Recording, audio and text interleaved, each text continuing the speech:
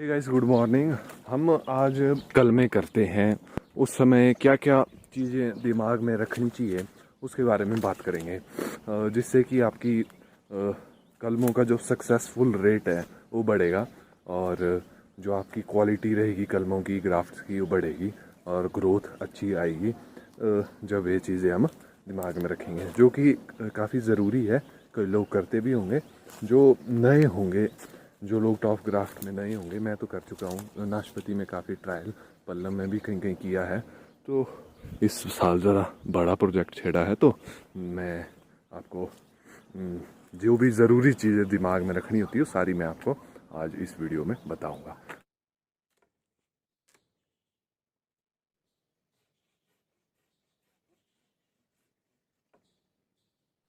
अब यहाँ पे देख सकते हैं आप, जो हमारी पहली चीज़ है वो रहेगी कि जो आपका, इस तरह से दिखाऊं मैं आपको, तो जो आपका कट लगेगा, आरी से मैंने से टहनी को काटा तो वो थोड़ा स्लांटेड है, ऐसा सीधा नहीं है, थोड़ा टेढ़ा है।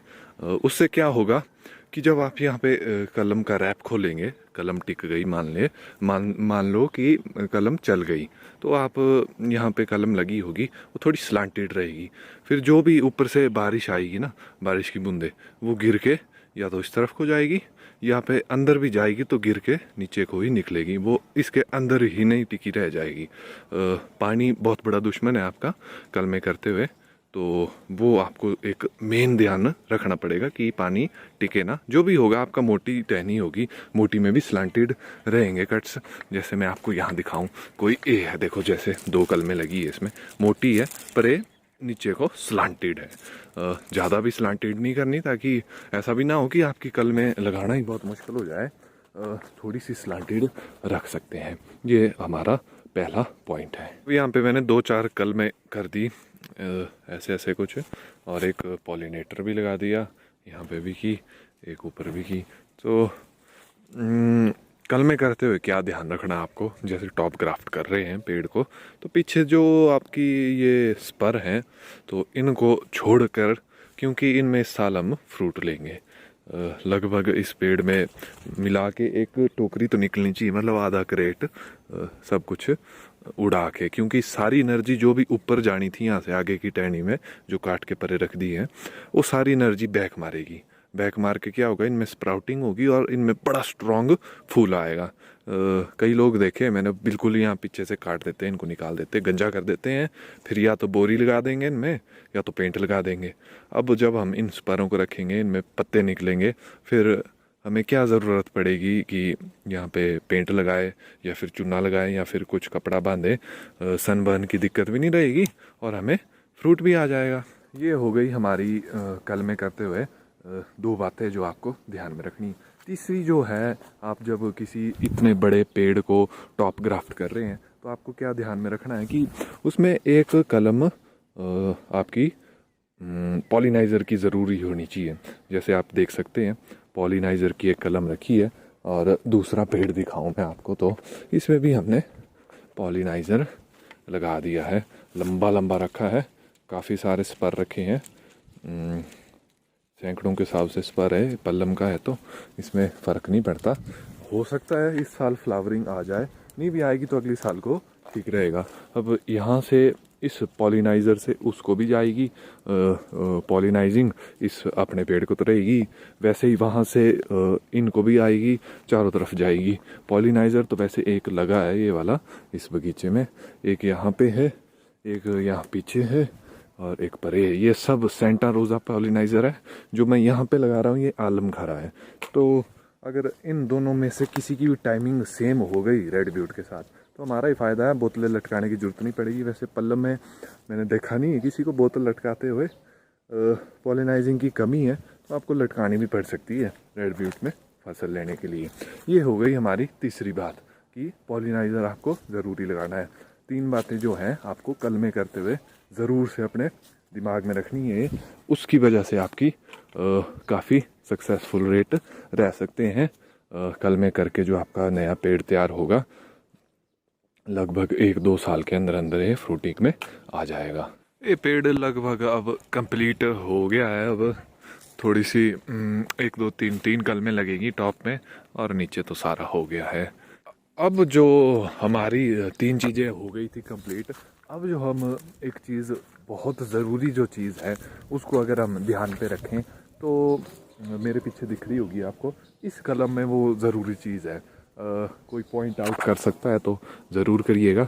जो हमारी ग्राफ्ट लगेगी जो टहनी में, वो हमेशा जो ग्रेविटी जो अर्थ की उल्टी साइड होनी चाहिए इस तरफ, ताकि इसका जब जोड़ बने तो यहाँ पे स्ट्रेंथ बने। जब इसमें ऊपर क्रॉप लोड आएगा या फिर कई बार पकड़ लेते हैं उसका लोड आएगा, तो लोड से जो है अगर यहाँ पे होगी निचली साइड होगी ये तो टूट सकती है, खतरा रहता है टूटने का।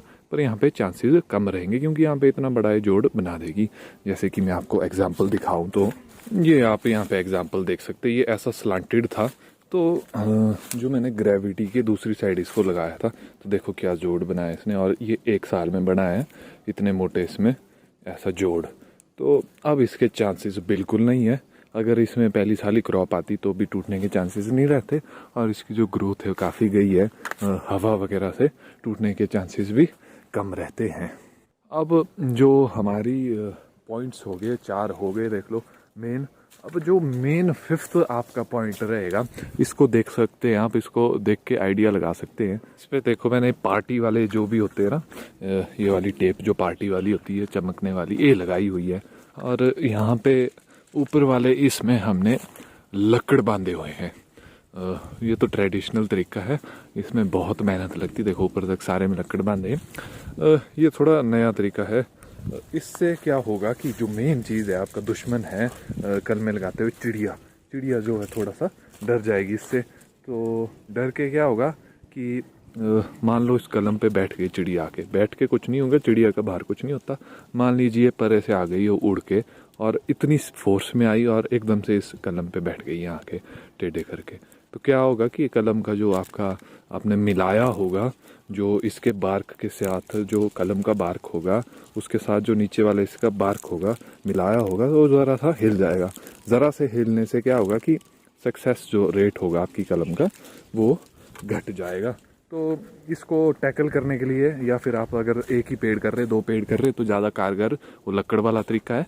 हमारा ज़रा बड़ा प्रोजेक्ट चला है तो इसमें हम टाइम बचाने के लिए क्या कर रहे हैं, ये पार्टी वाले लाए हैं और इसको लटका रहे हैं, पेड़ में लगा रहे हैं, अलग अलग कलर के लाए हैं ताकि चिड़िया डरी रहे।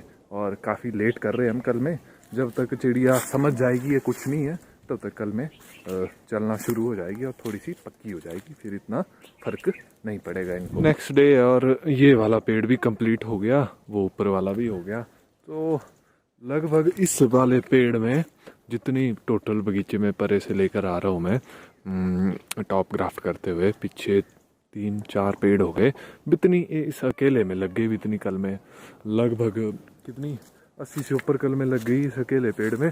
और पूरा 1 दिन लग गया मेरा लगभग इसमें। अगर डिफरेंट पेड़ पे करनी है ना 80 कल में तो मेरे को 2 दिन लग सकते थे, पर एक ही पेड़ में थी, ज़्यादा घूमना फिरना नहीं पड़ा उन्हें पर है तो हो गया। मतलब कि कल दिन को 3 बजे लगा हूँ मैं इस पेड़ में, और आज फ्री हुआ। आज थोड़ा लेट आया था बगीचे को तो आज अभी फ्री हुआ। इस टाइम पे 5:30 हो रहे हैं। 5 पॉइंट हमने कर लिए थे, तो जो अब छठा पॉइंट है हमारा, लास्ट या फिर सेकंड लास्ट बोला जाए तो वो है कि आपको पेड़ का सेफ फ्लो देख के मैनेज करके आपको कलमें करनी है। जैसे वो मिडल वाली दिख रही है आपको टहनी, मैं दूसरी साइड से दिखाता हूँ। मिडल वाली आपको टहनी दिख रही है, तो इसमें देखो कितनी मोटी है, मतलब जितना पेड़ की मेन ट्रंक है लगभग उसकी पौनी है अकेली ब्रांच। तो उस हिसाब से देखो कितनी ऊपर गई है। काटने को मैं यहीं से काट सकता था या फिर थोड़ा ऊपर से यहाँ से और कल में कर सकता था, पर जो पेड़ का सैप फ्लो है वो मैनेज नहीं होना था। मतलब कि कहीं ना कहीं लीकेज मार जाना था। लीकेज मार के क्या होगा, जैसे मान लो पानी की पाइप है और आपने इसको बिल्कुल यहीं से रोक दिया और पीछे से लगा है बहुत बड़ा प्रेशर पंप, बहुत ही पावरफुल पंप, क्या होगा कि यहाँ पे कहीं ना कहीं फट जाएगी पाइप। तो फटने से क्या होगा, अगर उसको नॉर्मल लैंग्वेज में देखें, फटने में क्या होगा कि वहाँ पे कैंकर आ जाएगा। पेपरी बार्क वगैरह पता नहीं आता है, पल्ला में आता तो होगा, पर कैंकर आ जाएगा। तो उसको मैनेज करने के लिए हमको इतना ऊपर जाना पड़ा। और देखो 1 2 3 4 5 6 7 8 9 10 11 12 कलमें तक लगी ऊपर, 13वीं नीची, 14वीं वहाँ पे है। और इस तरह करके मैंने इसके सैप को मैनेज किया। जहाँ पे सिर्फ 2 कलमें लगाते हैं लोग, वहाँ मैंने 14 लगा दी। तो चांसेस बहुत कम है, आ फिर भी सकता है कैंकर, ऊपर टॉप में आ सकता है, पर चांसेस कम है। इसको मान लो, देखो 2 कलमें ऊपर की, नीचे की, यहाँ की, यहाँ की, तो सारा सैप फ्लो मैनेज हो जाएगा। कहीं पे एक्स्ट्रा फ्लो नहीं जाने वाला कि लीकेज हो जाए पेड़ पे। ये आपका 6 पॉइंट था, शायद आप समझ गए होंगे मेरी बात। अगर नहीं समझे तो आप कमेंट्स में मेरे से अपने डाउट्स क्लियर कर सकते हैं, मैं एकदम से रिप्लाई कर देता हूँ। अब हमारा जो लास्ट और 7th पॉइंट होगा वो रहेगा कि आपने कलमों को कवर कैसे करना है। जैसे ये है कलम, ये तो छोटी है, मान लीजिए ये कलम है आपकी, और इसी तरह की ये कलम है यहाँ पे। तो इस कलम में क्या होगा कि यहाँ से पॉलीथीन फटने के चांसेस रहते हैं। ये तो मैं थोड़ी लेट कर रहा हूँ, कल में आप थोड़ी जल्दी कर रहे होंगे तो, या फिर आपके सन सीधा लगता होगा। यहाँ पे तो नहीं लगता है, यहाँ पे पेड़ है बड़े बड़े। तो क्या होता है कि पॉलीथीन डिग्रेड होने के चांसेस रहते हैं। उससे बचने के लिए आपको क्या करना है कि यहाँ पे ट्रिपल लेयर लगानी है ऊपर। लोग कई एक ही लेयर लगाते हैं, कई 2 से ऊपर कोई नहीं जाता, पर आपको इंश्योर करने के लिए 3 लेयर लगानी है। कुछ नहीं होगा, आपका 10 सेकंड ज़्यादा लगेंगे और 1 रुपये का पॉलीथीन ज़्यादा रहेगा, 1 रुपये का भी नहीं लगेगा। 3 लेयर लगा के मतलब कि बिल्कुल 100% श्योर होता है कि आपकी कलम कहीं नहीं भागने वाली, टिकनी ही टिकनी है। 100% है कि सक्सेस रेट रहेगा आपका कलम टिकने का। ये कुछ 6-7 पॉइंट थे। और अगर मैं कोई मेन पॉइंट बोल रहा हूँ, छोटी छोटी बातों पे मैंने ध्यान नहीं दिया, क्योंकि जो भी टॉप ग्राफ्ट करेगा, कल में करेगा, तो उस टाइम करते करते उनको थोड़ा समझ आ जाता है कि कौन से कैसे क्या करना है। इतनी तो कॉमन सेंस होती है। तो मैंने छोटे छोटे पॉइंट्स के बारे में बात नहीं की। अब टाइम भी ज़्यादा हो रहा है, लगभग 5:30 पौने 6 हो रहे हैं, और मेरे को आगे कहीं जाना भी है। मैं आज की क्लोजिंग यहीं पे करता हूँ। अब बगीचे में 2 पेड़ रह रहे हैं मैरीपोजा के, एक ये वाला और एक ओ परे वाला। ये वाला तो फ्रंटियर है ना, परे है एक मैरीपोजा, और एक एंट्रेंस पे है। तो लगभग 2 दिन लगने वाले हैं, और लास्ट के जो लास्ट वाला दिन होगा तो उस दिन मैं इसमें एसओ भी मार दूंगा और प्रूनिंग भी कर दूंगा सारी। बस ये प्लान है मेरा। अगर आपको ग्राफ्टिंग के ऊपर और वीडियोस चाहिए, वैसे प्लान तो नहीं मेरा बनाने का, चाहिए तो आप कमेंट्स में बता सकते हैं। बस इतना है इस वीडियो में, मिलते हैं आपसे नेक्स्ट वीडियो में। Thank you for watching, bye bye.